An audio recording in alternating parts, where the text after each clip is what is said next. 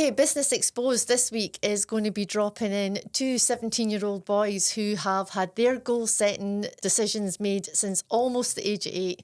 So this is going to be a really good listen. Please enjoy it. Today, we're talking to Greig and Alfie, who are currently going through their paces at a prestigious football club. It's been part of their life from a very young age, and they're going to do a wee introduction as to what their how it all started and what their game plan is going forward, and if they've got any kind of plan B's set in place. Who wants to go first? Greig? Take your pick. Who's going first? So when I was first, I'd say about 5, my dad had been playing football. He played professionally as well. So I was sort of introduced as a young age. Played outfield all through my years up until probably primary 7. And then took turns about in goal and then started to enjoy it. So I'm a goalkeeper as well. Right. Then went into high school, went to a football school that was through high school, S1 to S4. So we did football in the morning, and then we had school during the day and then football at night. We did that up until S4, and then we sort of went one day a week. And we never really had much of a... What am I trying to say here? We never really had much of a... Social life? social life towards going through school. We sort of had to sacrifice stuff, i.e. like parties or going out the weekend because we'd have games or stuff during the week. We weren't able to go out after school because we'd have to go and train after school, and then we'd probably get home about 7 o'clock at night. So it was quite like up, straight to school, train, get home, dinner, repeat. So Quite a structured system. So you don't really have much of a social life. So then you sort of get to S4 and then you go into professional. So we got offered a professional contract, you go into a professional phase, and then you're every day, it's a completely flip. You're like every day at football, Monday to Friday you're training, and then on either a Friday or a Saturday you're playing a game. So it's quite different. And then if we were on a day off, Wednesday or during the day on a Friday, we'd go into school. So we'd be in there for a period a day and then straight back to training. So it is quite demanding. Yeah. Backup plans, didn't really think about much. I was more just, I want to play football. And then I was just injured recently, and I think it made you think, God, what actually happens if I can't get fit here? You need to think about backup plans and what you want to do. And I go to gym with my dad on a Wednesday, and I'd been speaking to folk and like trying to network with folk about what if I could hopefully go and do something, i.e. engineering or being a sparky or something like that, because you need to think about injuries, or you need to think about something that maybe doesn't go right with football, to then later on down the line you need to have something that backs you up. Yeah.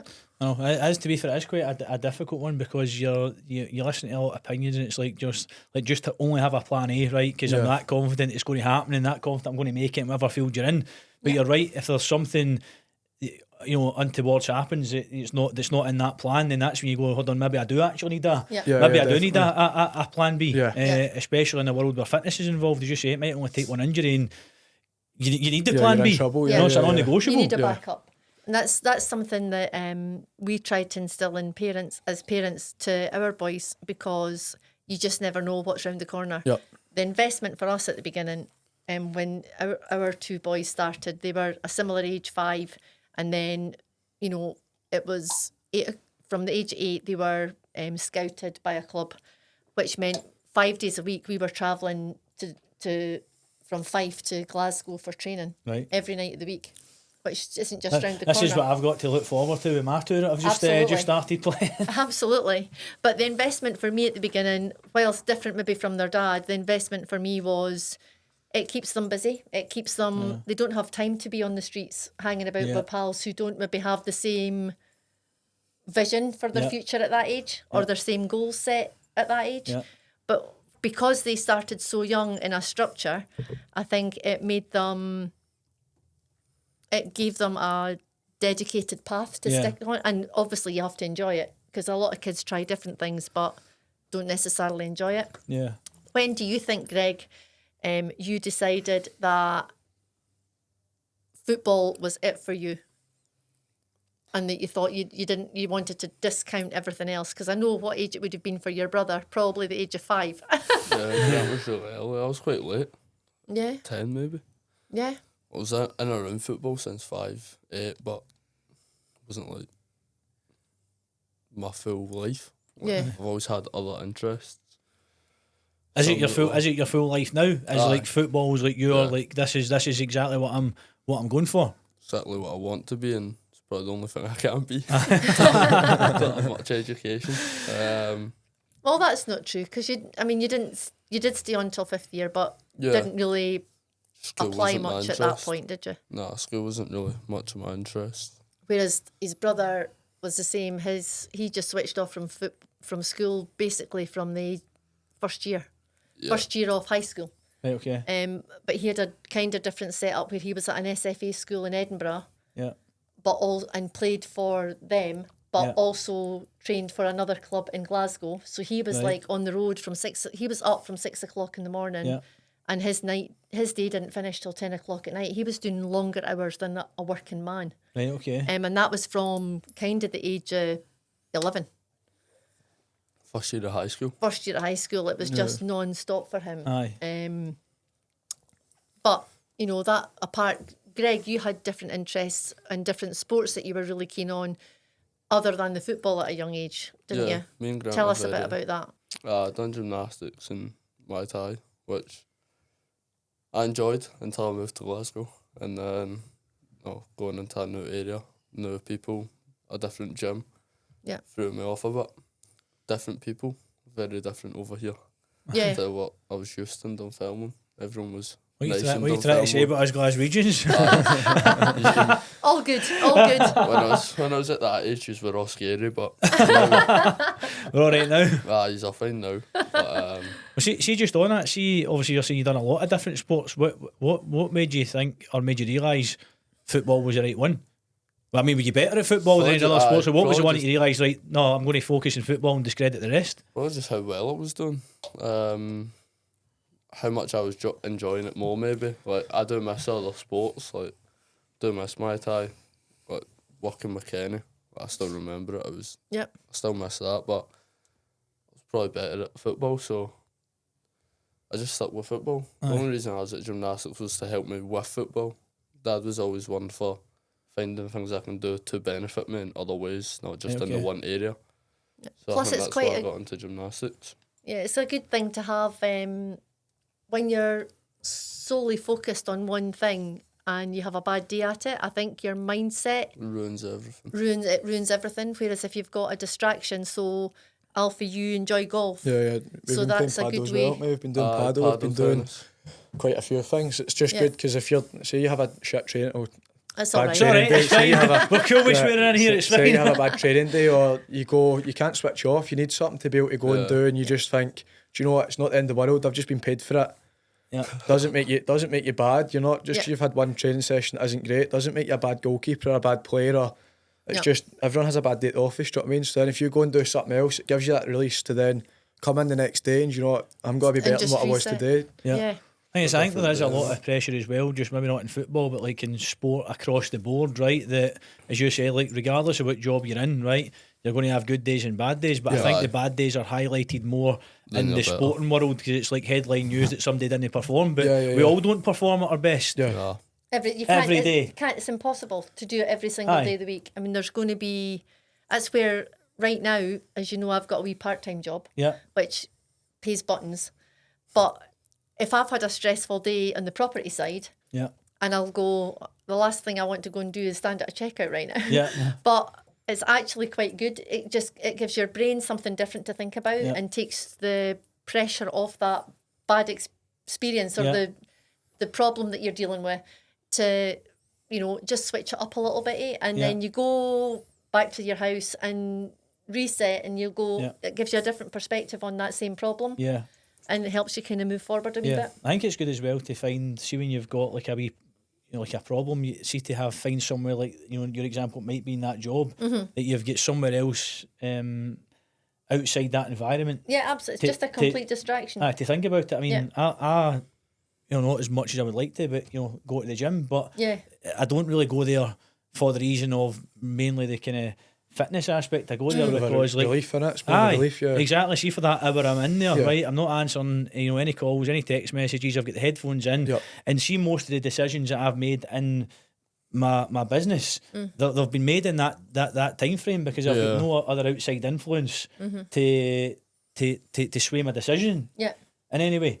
Then you feel fresh, don't you? Because then once you've done the gym, you're like, do you know what, I feel good, and then you can make better decisions. You feel, as you said, resetted. You feel good. Aye, so that one accomplishment leads on to where's my next accomplishment. The next one, it might be small wee tasks throughout the day, but when you get to the end of the day, you've completed a lot of tasks off of the one small one that you've started off with. Yeah, or the small one that you're having the problem with that you're stuck at. Yeah, Exactly. So being in the environment that you're in, what kind of lessons have you learned through the peers that you've got? Because you're part of a big team. Yep. You're dealing with a variety of adults, from your groundskeepers to way up to your first team players. What has that taught you from a young age? I'd say more the way you act around buildings and more places where you need to be settled. Like, in the changing room, you can kind of be yourself, and we all have a laugh and a joke.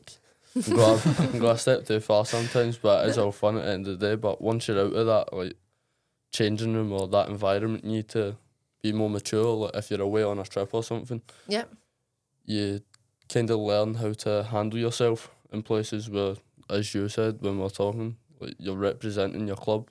Like, if you've got that badge on, you're representing that club. Either if you're with them or not at the time, then still representing them. It's how you conduct yourself in different settings. Definitely. Do you think it's made you less anxious about going into situations that you've managed to establish a level of knowing how to conduct yourself in any setting, that you can go into any setting now and feel comfortable, relaxed, quite confident? Definitely. I think the club helps with all of that. They put us in weird places at times. Yeah. Give me an example. Yeah. Bear in mind, I This told sounds you, interesting. I was going to say, bear in mind, I told you before, I don't know a lot about football, right? So, the fan zone, for this instance, like, you'll go to a game, a first team game at the home stadium, and then there's a little area where you can go talk to fans and stuff. But getting put up on that stage and talking to people that have supported that club since they were young. Yeah. I mean, And generations of people that have supported it, their kids, like, their dads, everyone. Their granddads, They're all there, like, 'cause you're the next ones coming up, so they want to know, so you need to make a good impression. I mean, you need to be on the fan side. Do you think that brings an added pressure?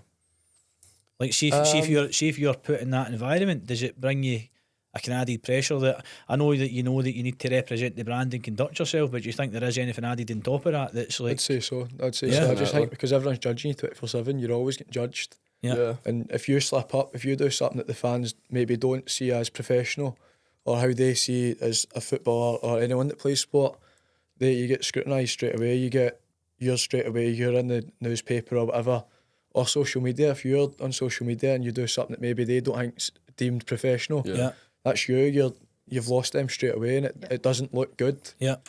No. I think the world as well that we're in, I think a lot of people don't realise that for anybody that's in the kind of public eye to any degree, they're still just normal people at the end of the day, right? They're still just normal. Just trying to live your own life, and you're still going to swear and whatever it may be, and that's fine. But when you're put in the public eye, it's suddenly deemed as you can't be normal. And you're scrutinised much further. Yeah, I think it's difficult to be 100% relaxed because you know that one step out of line, it'll get picked up on, and you'll pay heavily in the price for it. Exactly, but it wouldn't be picked up on as if it you were just Joe Blogs walking down the street. 100%. So, part of your other thing with the club, what kind of things do they do with you? I know that you've all got wee jobs to do. So tell us a little bit about some of the jobs that they give you to do to help with your just to help with your development as a whole. It might not look like whatever example you're going to give us. It might not think, how is this going to help develop us? But try and give us an example of that for people that don't know much about the football background. They say it's for discipline, like teaching you that you are now like the bottom of the barrel. Like in the development phase of football, 16s you're the top, like the academy phase, so Okay. like you're the big ones, and then they jump up to professional. You're now the bottom. No, you're nobody. Like, That's how they you're try a and make it. nobody. You're a nobody. Aye. You're just a number. Yeah. 16s Right. academy, you're the top, and then suddenly you're at the bottom again with the 18s B team and first team. You're down. Right. So the jobs kind of help with discipline, try to keep us like steady headed. That's right. Yeah. Grounded. Yeah. Oh, Keeps yeah. you grounded. I mean, What for kind of instance- jobs is it that you do? For instance, the jobs change every 6 months, but not 6 months, 6 weeks. Yep. But for goalies, we have the one job the full year, and then another job on top of it. So goalies, for instance, we clean the first team staff boots. So Right. your gaffers, assistants, goalie coaches, like all of them, and they need to be cleaned every day and polished. Right. Okay. And if it's not like that, then they're raging with you. Aye, they're coming to find you anyways. That's what happens. There's a punishment Nutrition. involved, is there not? If they're not Oh, happy aye. with them. What's the punishment? Is it like a camaraderie Can type vary. punishment or We've a been proper pulled out discipline? car Yeah, parts and that yeah. and shouty that. Yeah, We've we've been- been- A car park chat? Had a car park chat. We've had 50 press ups is a normal one. Right. Like, Okay. That's not even just for jobs. That's for anything. Like if you leave a cup up at your lunch, or you don't clean the table, or you leave a bit of kit out on the pitch, you leave a jumper lying about, you're on 50 press ups, and it can add up sometimes. How many press ups have you had over the time? I think in the one day I've had 200 was I got given 200 one time in the one day because we all left the training centre. Mum will remember this. I'm sitting in the house just watching TV. We've just come eating home, haven't we? Yeah, not? we literally From- just got home. We I just put had food just on. literally picked him up from training Right. and driven him home. I put food on, cooked the food, made the food, was eating it, and my phone pings, and I check it, and my coach is raging.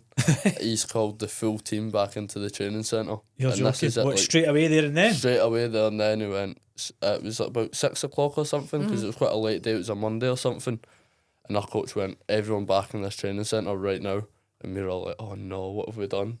And he's got photos of everything. He's got a photo and there's like t-shirt, Under Armour, shorts, Socks and as my well. slips, Aye, yeah, those socks. yeah, and it was all my kit. So it was 50 per bit of kit, and then the punishment after that was a 5 p.m. depart with no phones. We had our phones taken off us. We had them taken off us last season as well, from middle of the season to the end. Yeah. So about half of the season, when we got in the building, our phones had to be put in the coach's drawer. We Right. didn't have them till we were showered and dressed, ready to go home. So it made us socialise then. We're in the Yeah. change room. You had to Monopoly talk and to all each other. sorts, Yeah, I brought in a Monopoly board to play. And, the coaches kind of like that though. They prefer that because they still say it now. Like we got our phones back now, obviously, but they come in our changing room and certain boys just sit on their phone and they don't really Interact with the rest of the team. interact with keeps us. us all The- team morale, yeah. keeps us all The together. coach that. comes in, he's like sitting on your phones. Like it was better when we didn't have phones because we were all playing. Yeah. Like, we all got along as a team. We still do, but you find out more about people and you get to know people better when we don't have phones. Yeah. Like, Yeah. you gel more. But our other punishment was a 5 p.m. depart instead of like on a match prep. We'll finish at like 1 'cause it's an earlier day because we've got a game the next day. Right, okay. So we're in at 9, finish at 1, but that got changed. So we're now in from 9 till 5 before our game for punishment. So What I want to know, what was your real punishment? Was that the punishment, or what was the punishment your mum gave you, having to drive you back? she wasn't That- happy. She wasn't happy. She does I it don't for me know. though. Even the rest of the parents, I mean, it's a huge, I mean, it's, looking back, it's a huge commitment for the boys. Yeah. But the parents have got a huge commitment. Yeah. I mean, it's just, it absolutely infiltrates every part of your life. Yeah. From the nutrition side of it. You know, you're watching them if you're watching a movie at night at home, you're wanting to have like a wee selection of sweeties and, you know, to watch the movie, and their dad's sitting going, "You shouldn't be eating anything like that. They're footballers," and you're like, "Oh my God, yeah," but they're still Aye. children. Yeah. You know, it's a fine balance of Yeah. they're still kids. Yeah. You know, you've still got to try and let them have a child's life. Yeah.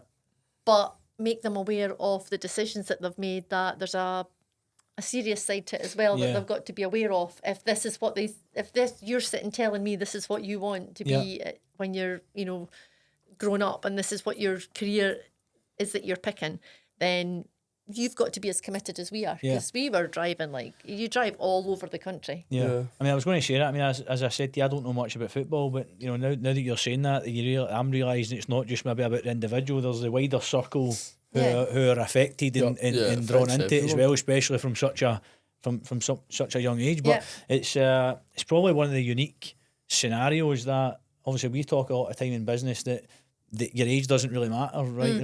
A lot of these like successful businessmen and stuff can make it in 50s, 60s and later in life, but you're in a unique spot that it is literally now or never. It's not a type of, it's not a career that you can just pick up and decide when you're 40-year-old, I want to play. I want to be exactly. It's not going to happen. So I suppose that there's a lot of pressure on you just now. It's literally now or never. 100%. It's a huge investment from the very beginning and from a very young age, isn't it? Yeah. I'd say it's a good thing as well, though. I think the pressure, it can make you into a better person. Because you pick up things and pressure makes you different. It does. It teaches you life skills. Do you know what I mean? Like, you're going into stuff like this, you don't normally, like, normal people might not get this experience of the same pressure, but when you've got a game, you're playing in front of fans, you've got to perform, because if you don't perform, that's their weekend ruined. So, do you get what I mean? There's tens of thousands of people weekend relying on your performance. And you've got to handle pressure. So if you're able to handle pressure in front of fans, sets you up for life. You're able to go and speak to folk maybe you don't want to go and speak to, or you can go and do stuff and be a wee bit more courageous maybe about your life skills after football as well, with being the pressure and handling pressure and how to handle yourself. I mean, I think all the stuff that you guys have just spoke about is really, really good in terms of like all the discipline, because as you say, it's things that that will carry you. Once your football career is done, whenever that is, that you're going to carry that through to whatever you do after that. And they'll instill it in their own children as well going forward, I would imagine. I mean, I was quite impressed at the fact that you're not going to make your kids play football, Greg. No, they can play football, but they won't be cleaning boots. It's not your favourite job. Until they sign for a team. But then you've just said it taught you great skills. It definitely does. Also with the boots as well, to bring it back up. This is a sore point. I was going to say, this is a touchy point. We shouldn't have mentioned the boots here. No, this is it's actually an advantage of doing the boots, because the boots are on the other side of the building with the first team, and it's the first team boots. You get to mingle with them, so you've already got a way in there. People start to learn your name and learn what you're like as a person. So I think it makes you more mature as well, because you need to be more mature around them people. So you start to learn how to carry yourself in front of everyone. And that leads into life as well. 100%. I mean, what age are you guys? I'm 17. 17. So you're 17. So see, I know you kind of briefly spoke earlier on about like the sacrifices you've had to make, throughout the schooling years, but what sacrifices are you guys having to make just now? Because at that point we were just saying it's like now or never. It's going to happen. So like, what I mean in terms of like what does your world look like outside football? Like your social interactions, because you've either got like what you've got just now, or you've got a 17-year-old deciding like, right, it's nearly party time here. I mean, the thing, like, is there a hybrid of both, or is it? Not really. I think more like, so we've obviously got a game on Friday. We're either in a Saturday or Sunday. So if people want to go out Friday night, Saturday night, we can't really, because straight away we've got training. We've got to think we've got training, or we could have we've got a Tuesday night game. We can't go out. You can't go out and do what most 17, 18, 19, 20-year-olds do, because you've got to think, I've got to be ready for Monday, Tuesday, back round again for the Wednesday night game, the Tuesday night game. Do you know what I mean? And games get thrown at you left, right and centre. Or constant. You've got training. You can't turn up to training and then your body will fall apart. If people want to go out and do stuff and do what you want and party and stuff like that, you can't really do that, because we're high performing athletes. Your body will just break down. So you've got to have a fine balance with socialising, doing what you want, but you need to also take yourself away from the crowd and go, do you know what, I've got training the next day, or I've got training in 2 days. I can't do what they're doing. Not even, I'd say, it's not even just the partying side of it. It consists of a lot of things. Like, even if on our off days, and our social life does genuinely just consist of more sports. Right, it's Like so when we go unsociable. do something, Yeah. because we've been around sports our full life, our social life, our like sense of fun is more sports, like a different sport. Yeah. Yeah. Sports Like orientated. as Yeah, Alfie's yeah. talking about paddle, we've been playing more of that, golf. Golf. I mean, the badminton, squash, Yeah. swimming, the gym, even. It's all active stuff. Yeah. But I think we also need to learn the balance of just resting. Yeah. And Yeah. you can have fun, like go Yeah. out and have fun and interact with folk, but just know that you just need to know the fine line of being able to not being able to do what the normal 17, 18, 19-year-olds Yeah. can do than what we do, because we're high performing people. And if you get Yeah. seen out on a Saturday night and you've lost, or you've got training the next day and someone Yeah. sees you that knows someone at that club, or Yeah. Yeah. you're in big trouble. Yeah. I suppose that's what really divides the ones who make it and the ones that don't. Yeah, The ones that, as definitely. you Yeah, say, like, you know, 100%. you're clearly know exactly what you want and you're striving towards there. Yeah. And by the sounds of things, you're not going to be taken off of that path. You're not going to be distracted anyway. Yeah, but yeah. that is what really separates the ones who make it and the ones who don't. Yeah. Yeah. And across any really board in Yeah. any industry. But don't get me wrong, like we're not robots. We're No, just normal people. 100%. You can go Yeah. and enjoy yourself, and like it's sunny, weather's Yeah. brilliant. Like Yeah. if you've got a day off, go and enjoy yourself and go and do. But it's just knowing the fine line. Yeah, Very Yeah. fine balance, because it's not normal. We have like days off, a lot of days off. yeah, As Alfie was saying, I mean, people want to go out party on Friday. We're in on a Saturday, so Yeah. automatically can't go out Friday. yeah, And then if you want to go out Saturday, you've got Sunday off maybe, but you might have a game on Yeah, you've Tuesday. got a game on like, Tuesday, your so- body cannot cope with that. So, Yeah. as Do you Alfie think was it's saying, been a big sacrifice? Have you ever wished that you'd made a different decision and that this wasn't your life? Or have you ever questioned it? Or have you been wholeheartedly gone, no, this is where I am and this is where I want to be and it's all good? No, I think you get a bit of both. I do think you see Instagram stories and you hear people talk about it and you're like, do you know what, I do wish I could do that, but then they don't get the privilege of going into training every day and getting No. paid to train and play football, and Yeah. yeah, they're Do something they love. doing something they love. And I think they would, as most of the boys said, they'd chop a left bollock off to go and play football and go and do what they want, you know what I mean? So they're like, oh, I'm jealous of you, but then they're out on a Friday night, a Saturday night, they're enjoying ourselves, but we're enjoying ourselves every day. We're with Yeah. boys Yeah. every single day, Yeah. having a good laugh. So Yeah. it's just, as I said, you're a normal person that just plays football. yeah. Exactly. The thing is, I suppose it's really relevant to what we talk about quite a lot in terms of that is, you know, social media, that people don't see the full picture. Yep. You know, in our world, they only see the before and after picture of a renovation, but they don't see all the, what we discussed before this, all the struggles and And the stress financial behind struggles it, and yeah. the stress behind it. I suppose in your world is, again, for somebody like myself who doesn't know a lot of football, I'm only seeing the match day on a Saturday. Yeah. Yeah. You know, Yeah. but I'm not seeing the And the couple of other- training photos of Yeah. us laughing. Yeah, Aye, yeah. exactly. Yeah. I'm not seeing the full other 6 days of the Hard week. graft. Yeah, 100%. You're not getting to see the full picture, which I think is good that you guys are Yeah. discussing that. I mean, even going out Definitely. for family meals, they're, you know, where they'd quite maybe like to have a burger. I mean, even from a young age, I remember their dad going, Pasta. you're not eating burgers and chips. Pasta. It's going to have to be it's pasta for you. Pasta. You know, and I'd have to wholeheartedly say that their dad was more that way than myself, because I was still very much, I think the mums are like that. I Yeah. think the mums are like, look, they're still kids. You can have a burger now and again, but As much as he's right and he wants the best for you, absolutely. we are just humans as well. Aye. Exactly, Like, and they are children. You want them to have some form of childhood experience Yeah. as well. That, like Alfie says, they're not robots. You know, and you can't treat them as robots like they're in a boot camp Yeah. from the age of 8. Like, Because you fall out of love Don't with it, you end up. 100. I it think just it's a becomes fine chore. balance. Yeah, it Aye. becomes a Does chore. just You don't become a want to do chore. it then. You want to do it because you enjoy Exactly. doing something. Yeah. Yeah. You've got that run that risk of actually turning them against it and going, this is actual rubbish, because I am. I mean, even a funny story as well about the kids always wanted a trampoline. And their dad went, there'll be no trampolines. Right, Like okay. their birthday They parties were and never that. allowed to go to a party that had, it was like at flip out or For what reason? a trampoline. But in 'Cause- case they had because an all the- injury? uh-huh, Right, because right, all- okay, right, that okay. took them. Bones, knees, That took them out the necks, game, heads, you know, for everything. training. They'd miss training, they'd miss games, they'd miss maybe important chances of being seen or, Right, you know, okay. an opportunity that way. And it was always like, oh my days. Lifelong injuries. Have you had any So- injuries? I've had a couple bad ones. My shoulder's been the worst one. I dislocated my shoulder 4 times.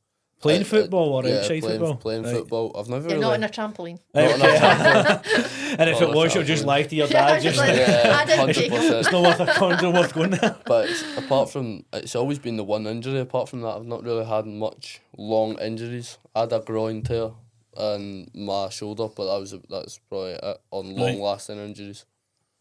So I've Alfie, been quite you've fortunate. had a wee bit more so misfortune with injury. This season, towards October time, and I've only just been back for probably about a month now.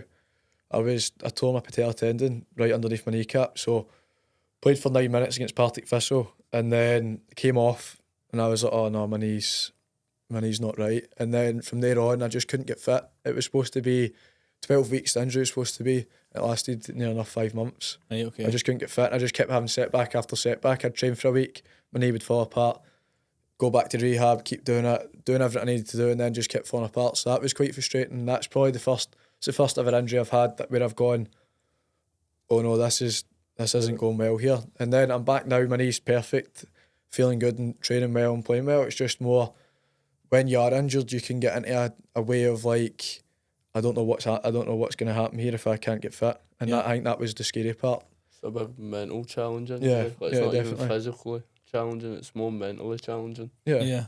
And you're in the gym every day. You're going into the gym, and it's just you in the gym. It could be you and the physio, or it could be you and another boy, and you both think the same thing. You're both trying to like stay upbeat, but it doesn't work like that. Only for a certain amount of time, and then you start to become not worried. It's more just, when am I going to be back out in that pitch? That's your main goal. And you've seen all the boys go out. It's hard to do it every day, but I also give credit to folk that have done it and also get injured quite a lot, because it's mentally challenging. I don't think it's not for the weak anyways. If you're not mentally strong, you're going to crumble. Yeah. I mean, Do you think that's something that your club helps you with? they Or do you can think do. it's something that you get more help with at home? I think or more, just- What do you what think? mentally you think? Yeah, to help with your mindset. Because I think in any sport, well, they do say that in any sport, it's your mindset that carries you through everything. Yeah. It'll Not take even, you not even injury everything. wise, just Not everything. exactly, Yeah. absolutely I'd say everything. 90% is mental in football, Yeah. 10% is physical, and 100%. whatever else you need. But Yeah. it's even like, you could be telling me something that's right, but if you're not in the right mindset, you're not going to listen to that. No, So you're not I think listening. there's only a certain amount that other people can do. It's what you do for yourself that gets you through that. And I think that's where people maybe struggle, because Yeah. you don't, when you're in your own mindset, you don't know what to think, or what you're just thinking about yourself there, and it's hard to try and get the balance of listening to other people, try to get help, and also going through it with yourself as well, because it makes you better, it makes you stronger. Your brain can play tricks on you as well, though, doesn't it? Your brain can be your worst enemy. 100%. You've got those 100%, two wee voices going, what one do I listen to here? And I think especially, like as you say, I agree with you, it's all down to you, because I mean, look at the world we're in, right? There's a million self-help books, right? There's a million podcasts, there's a million, There's somewhere you more. can turn no matter what. Aye, exactly. We're in an era where there's mindset for mindset. Yeah. But Yeah. at the end of the day, you can read all the books and listen to all the strategies you want. Because But money then comes at the other, do you know what I mean? You need to do it yourself. Like, you Aye. need to Yeah. think yourself. Aye. You got to find something that helps you, not what helps others. It's Yeah. got to be selfish. aye, you can have all the knowledge, but unless you're actually applying it, then that's where you're going to start to see definitely. the results. I was- Financial pressure, is there any financial pressure around what you guys are doing? At times, The Learning reason- how to manage it. Aye, I mean, the reason I'm asking that question is because you're talking about like injuries, Yeah.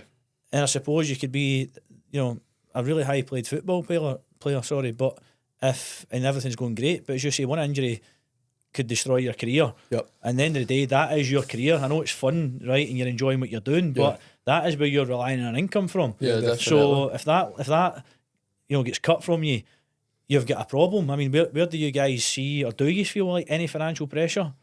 you got to go. Yeah, no, I don't feel financial pressure out.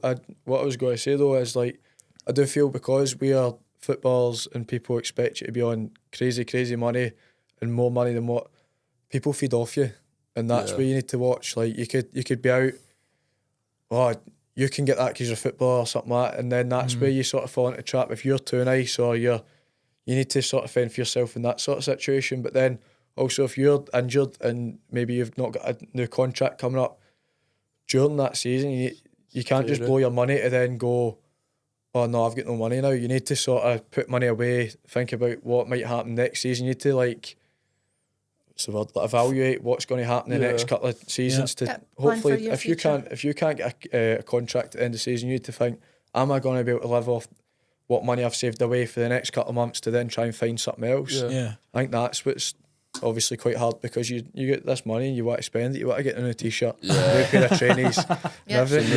You want to get everything that you can buy, but you need to also put money away to think, do you know what, if I can't get a contract the next season or the next year, I need to be able to live off money without anyone else helping me until I find something else. Yeah. I think that's a good outlook to have, because I mean there's many examples of many people making a lot of money and they do just go the other path and just, I've made a fortune, I'll just blow it, and then the next check doesn't come in and they're struggling, they've got absolutely so nothing, they're going from bankrupt because they end up just blowing the money, don't they? They end up don't getting all the luxury items and it's then going to run out, and then all of a sudden it's run out and they're like, what am I going to do here? What are you going to do now? I think that's another bonus of being involved in something from a young age.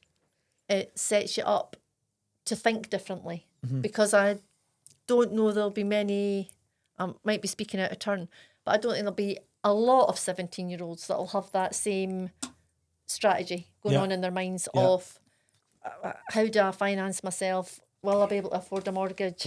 What will I do if I'm not earning money? Who's going to be buying me this, that and the next thing? Where's it coming from?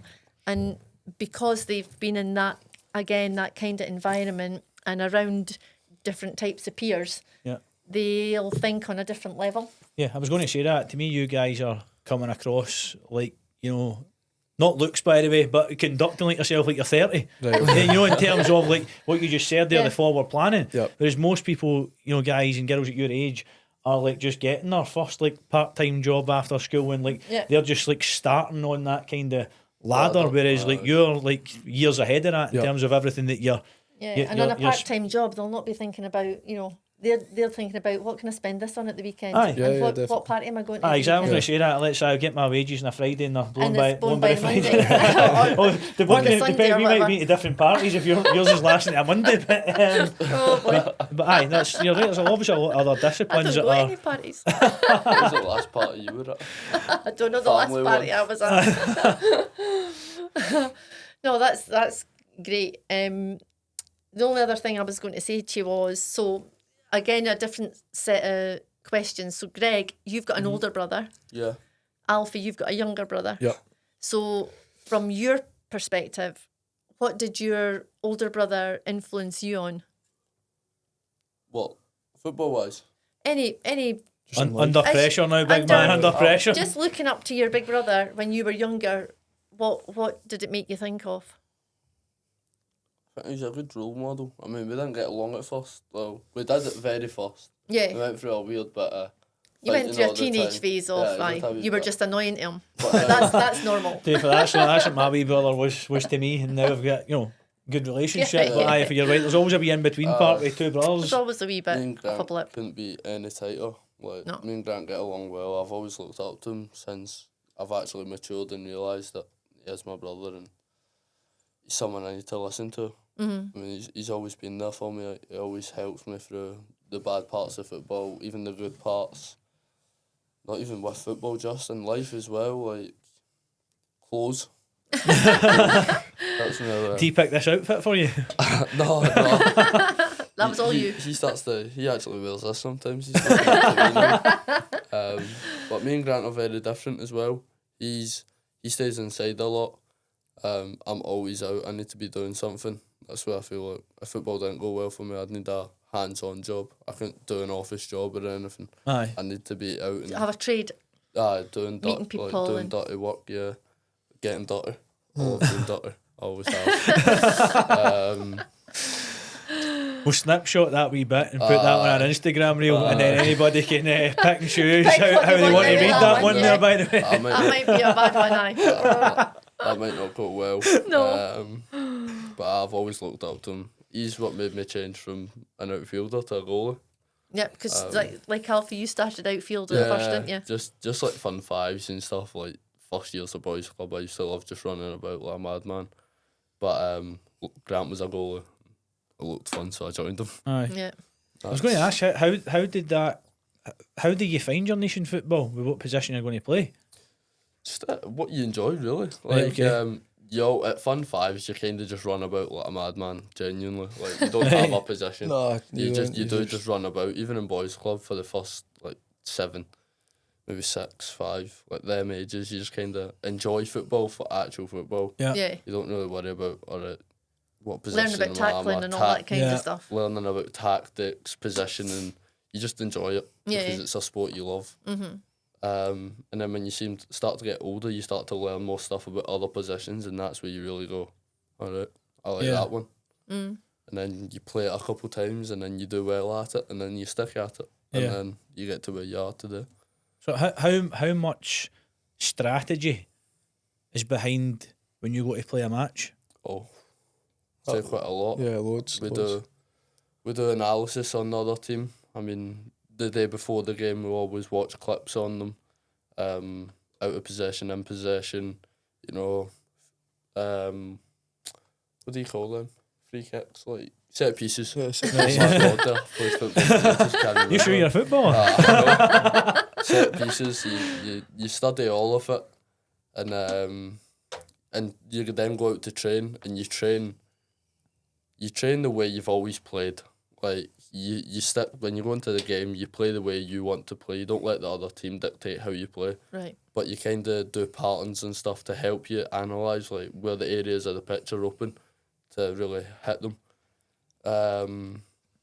So a lot definitely does go into it. I mean, you play these teams, like, times and times again. Like, you play each team 4 times. Yeah, I'd say 4 times. Well, two to 4 times, depending on where they are in the league.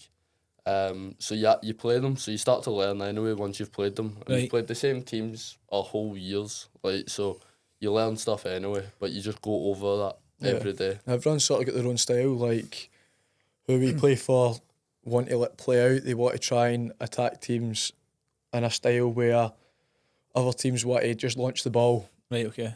And that's everyone. Everyone's got a different identity, and that if you keep your identity, it means, like, if you've won the game, it means you've won how you wanted to play. If you know what I mean, not like we've had to change because they've changed, which you need to do in football. Yeah. That's part Some of football. games but don't go yeah, to plan. I mean, you can win a scrappy game, Yeah, but a and win's a win. 3 yeah, wins a points at the win. end But of the like, day. Yeah. you want to keep some sort of your identity, i.e., like playing around the team or playing through the team, rather than, i.e., other teams might want to just play over the top and just boom it to their striker. But at the end of the day, that's how football works. That's how. But as you said, the strategy is you're trying to play how you wanted your Yeah. team to play. Always, you never change for how another team plays. Like, if you have your certain style of football, you never change that. You don't then go, this team kicks the ball long, so you know what, we're going to do that. You never change. You play the way you want to play. Some games won't go out that way, won't work out that way. And you will have to change certain parts. But as Alfie said, keeping your identity during the game. Yeah, and then like so obviously you've done Thursday, so you've got a game Friday, so you've done all that. That's all preparation for Thursday.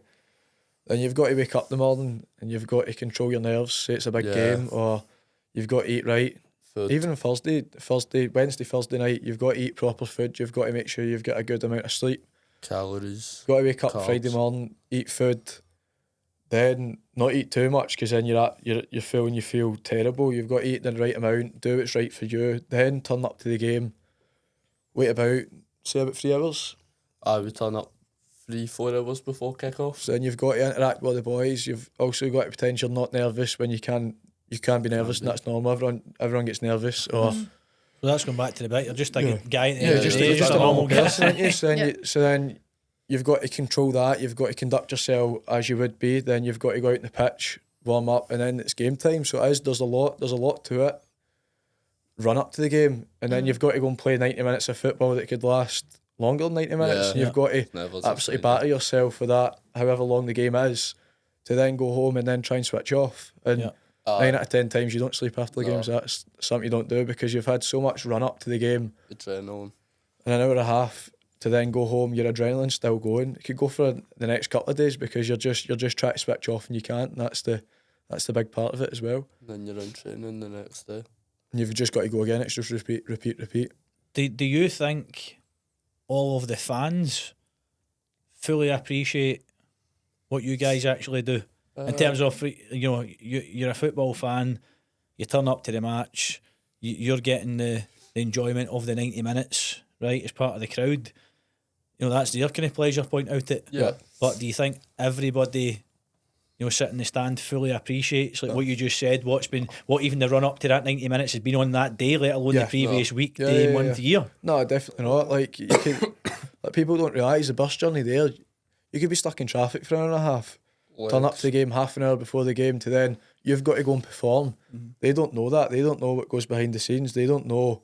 They just turn up on a Friday or a Saturday and just expect you to go out and perform every week. Yeah. And I don't think anyone knows except from yourself how much it actually takes to put in it. Like, you could go and watch another football game, us playing football, and we probably don't appreciate how much they do before a game because you're not in their shoes. You don't know what they're doing. Yeah. Do you get what I mean? So it's only you that really knows what you're doing and what takes for you to then go and perform that in that 90 minutes. 100%. Obviously, the level we're at right now, there's not much fans. It's more parents that come and watch, yeah. But once you get to the first team level, that's what you're playing in front of 50,000, 55,000, even more. Like, the fans are always on your back. Like, I don't think they definitely don't understand what actually goes on into it. Like, week on week, like 365 days a year. Yeah. Like, it's every day. Like, even when we're resting, it's every day. Like, we have a 5-day rest period and we get given runs to do just to keep on top of, your body. But you see on social medias, I've seen some fans' comments just slating players, but they don't understand. They've also got a family. They could have sleepless nights. Like, kids, if you get like, no balls, you can't a lot sleep. goes into it. Like, and I think that's where fans don't understand because the club we're at also have very high standards. Like, They get caught up in it. I think it comes Saturday, they're bevved up, they're just ready, they're just desperate for They the just result. want to win. I think That's they're what so they want. nervous, they expect you to go and win, and it's never going to change. Yeah. And I think that humans the can't reality always of it is that, like you said, Greg, you are just human at the end of the day. You're not robots. Yeah. Other things come into play, newborn babies in the team or whatever, or a parent that's unwell that you're dealing with psychologically at the back of your mind. Or even could be anything. a bad run of games. Confidence. Yeah. Confidence is a huge one. But if a striker's out of form, not scoring chances, they're going to feel terrible. And the fans being on their back all the time. Well, I don't mind a wee bit of pressure from the fans, but some fans just take it a step too far. Do you think there's a way that you can help drown out that noise? Do your club help you try and not listen to that? Do they protect you from some of the social media side of it? I think the club also are trying to help the fans as well. I mean, football clubs, there's a lot of social media around football clubs as well. Like, football clubs are starting to build their social media platform, like doing days in the life with the players and day in the lives of trainings. So fans start to realise this is what they do, like, their whole life. Like, they've done this. So definitely, I think the club helps as well, the players and fans. Yeah. It all comes down to good communication at the end of the day, isn't it? And helping people understand, giving people all the information. Yeah. So they've got a bit of clarity as to what's going on behind the scenes. It's not just, like you say, turning up for 90 minutes and you just wanting 3 points. Yeah. And, there's so much preparation and work and stress and strain that goes into it. Yeah. Yeah. But if they're not aware of it, nobody's told them. Yeah. They don't know what they don't know. Yeah.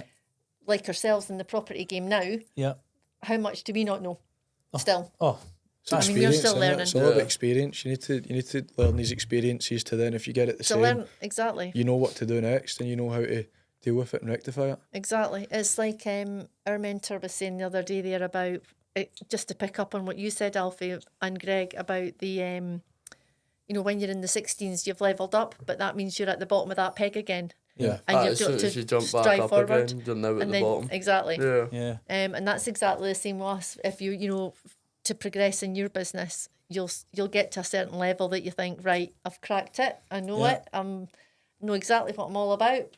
Yeah. X, Y, and Z's all sorted, and then you've leveled up and you're back to being the newbie again, Yeah. all going, oh my God, Yeah. and starting all over.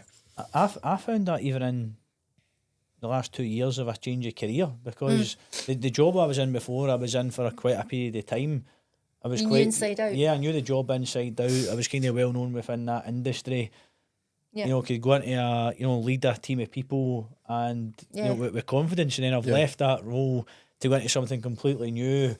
Dealing And with a it's- different realm of people. Yeah, and it's like back to that imposter syndrome. You know, Yeah. that everybody talks about. It's like you've went from being, the man in one degree, and then to the The infant in aye, the next infant, bit. the nursery child, like in the other Yeah. one, it's trying to balance that. But one last thing I would like to ask you, right, and your mum might want to shut her ears here, right? Okay.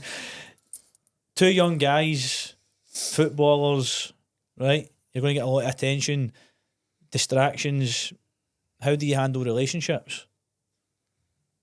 Well, you've got one sitting beside you. We've got one just in the back off camera, but I'm saying that from the point of view as like, you were talking about distractions, right?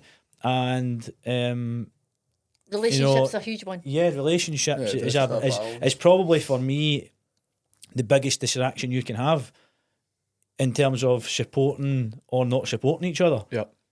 If you're having an argument, talking sake, and it's before a match, then that's 100% going to destroy your match. And then everything else that we've spoke about, the team, the fans, the coach, everybody Goes out else, the window. right? On top of you and all. You've destroyed, as you said, destroyed their day because of some stupid argument before. I mean, I'm not saying that's the case, but like there's that. There's also the other pressure of, do you ever feel like, I don't know, somebody's just interested because you're a footballer? Back to the money thing. You said that you think every footballer's loaded. Might not be the case. Like, I mean, I don't know. How do you navigate your way around that situation? Is a young boy footballer making a bit of money? I feel like I'm just saying the same stuff over and over, but it's actually true. Like, it's a balance. There's a balance in everything in life. Yep. And this is one of them. Like, you need a balance of supporting each other and what they want to do and what we want to do. Timing. I've got a game tomorrow, so I can't see you the day before, or I can't do that the day before. So it's just helping one another to become better people as well as better footballers. Yeah. So, Just work as a team Work together. as a You're used to team. working as a team in the club and working as a team in your relationships. relationship. Yep. Right. See, I'm the opposite. I'm not tied down. I'm able to do what I want. I can go to bed when I want. Do you know what I mean? But no. Young, free and single. But yeah, no. It's, Well, I suppose maybe that question might be more aimed at you then. Yeah, no, because yeah. I mean, have you ever felt that I've got one. I've got one big one. he's got You've multiple got- distractions? You've But got 100 many. I mean, have you ever felt in that position? I suppose it might be more aimed at you. Like, yeah, you know no, what I mean? it's- I'm it's sure you hard. get plenty It's of female probably- attention. It's probably hard, I think, as anyone. Like, if you're a main public eye, you need to worry about yourself. And let's be honest, your goals, what you want, people can come second. You need to make sure you get to what you want. And if that, as you said, Got to be selfish. yeah, you've got to be selfish. And if someone's there to help you along the way, that's brilliant. And if you get on, you want to help each other along the way, that's even better. But If they're not, patch them. yeah, if they're not, just you need to just sort of go for your goal, and they come second. That's how I see it. But you're never going to really find out someone's true colours until it's the next couple of months down the line, and that's the hard thing, because girls, let's be honest, they love the football. Oh, I'm going out with football. He's got loads of money and stuff. Telling like all that. their pals of my new boyfriend's a footballer. And No, I think it's getting that also mixed. You need to interact with females. Like, you can't not. You need to be able to, because that's another way. You need to be able to speak to everyone and anyone. So it's hard, but at the end of the day, you just do you, and like you just got to go for it, and hope that nothing happens. I totally agree with everything you've said, by the way, because I've been told at times I'm selfish, right? Because I totally agree. Like, I'll look after me, and then everybody else is number two. Yeah. Because to me, my opinion is, if you can't look after yourself, You can't how look you after can't look anyone after else. anybody else, whether that is your partner, your children, your parents, whoever's within your circle. Yeah. I know a lot of people have the outlook at, my job's to look after other people, and probably I'd imagine a lot of mothers think the same thing. I'm My very job's to look after your I'm one of children, them. but at the end of the day, my opinion is I'm the same as you. Yeah. Your job's to look after you, and everybody else is second, not for a selfish reason, but you can do a better job of looking after everybody else. Once you're if sorted, then you look after everyone else. Yeah. But make sure you've got what you want first, and then Not go and do selfish it. in a bad way. Yeah. It's selfish as in a survival way. So I think that is the difference between men and women, because I think men are generally thought of as the providers. So they have to be number one, making sure they're able to provide consistently, which means that they have to put themselves first, probably more. Yeah. Which is probably why he's come across as a little bit selfish. But We've it's opened a not can of in, worms. not in a I should bad, never ask the question. not in a bad way, in a productive way. Yeah. And that's where I think women are bad at putting themselves first, because they are naturally Wanting to get looked after. they want to look after others. So children, partners, parents, as they age, the whole thing, the dynamic changes, which does bring you on to a completely different topic altogether, where, I think women would learn and be a lot happier if they were maybe a little bit selfish earlier on in their journeys. But it's not their way. It's to train them to be a wee bit more selfish in the good way. Aye, like you can see what the world is. It is changing. That's one for a full podcast for itself, right? That's going to be our next one. Yeah, exactly. But you can see the world's changing. Yeah, I mean, look, even sticking on the subject of football, right? I mean, look how much women's football was spoke about now and actively promoted. Whereas, I mean, I don't know, 10 years ago, it's not that long ago, or whatever it may be. I mean, I was kind of like women's football was probably secondary. Yeah. I mean, it's like on the television. We share the training ground with the women's first team, so we're interacting with them 24/7. 5 years ago, 6 years ago, there wasn't a women's team for our club. Do you know what I mean? So that's something you had to adapt to, wasn't so it's definitely a rise, and us being in the building with them, with the first team, being like interacting with everyone, it's only going to help you. It's busy, but it's only going to help you. It's be too much. Yeah, it can be, but like it's only going to help you, and like interacting with our folk. There you go. You're getting yourself out there, and you'll be able to speak to folk, and you'll be able to be sociable. 100%. Which is the most important thing, I think, to get ahead in life. Which is a good way to wrap things up, because I think to get ahead in life, I think you have to have an element of sociability about you, or it just makes. I mean, it must be super hard. 100%. Somebody is introverted so much that they can't be that way. I can't imagine how that would be. I totally agree. Well, guys, listen, I appreciate your time. I've learned a lot from He's you two now guys. a football fan. I'm now a football fan. No, honestly, I've learned a lot, and it's opened my eyes to what goes on behind the scenes. And there's definitely a lot of things you guys that have said today that I can certainly implement into my own business in terms of rhythm and routine and behind the scenes stuff. So for me, I appreciate your time, guys. No problem. Wish you all Thanks the for best. joining us. Thank you. And just remember, you're in the first team. Remember, don't forget about us.